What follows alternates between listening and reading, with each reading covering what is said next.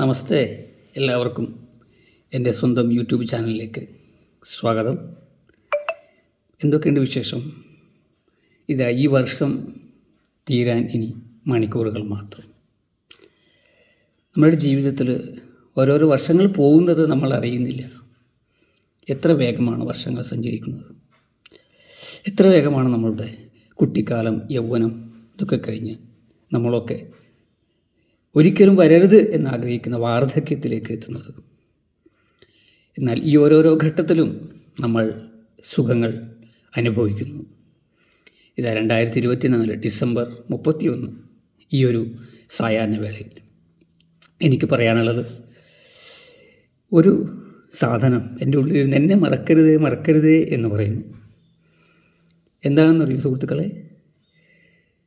New year card അല്ലേ? മുമ്പൊക്കെ ക്രിസ്മസും ന്യൂ ഇയറും ഇതിനൊക്കെ പോസ്റ്റിലൂടെ കാർഡുകൾ അയക്കുക അല്ലേ? നമ്മൾ ഇഷ്ടപ്പെടുന്ന പെൺകുട്ടിക്ക്, അല്ലെങ്കിൽ പെൺകുട്ടി ഇഷ്ടപ്പെടുന്ന ആൺകുട്ടിക്ക്, അല്ലെങ്കിൽ പരസ്പരം സുഹൃത്തുക്കൾക്ക്, വിദേശത്ത് ജോലി ചെയ്യുന്ന മക്കൾ സ്വന്തം കുടുംബത്തിലേക്ക്, ഇങ്ങനെ പരസ്പരം ന്യൂ ഇയർ കാർഡുകൾ അയക്കുന്ന ഒരു രീതി ഉണ്ടായിരുന്നു.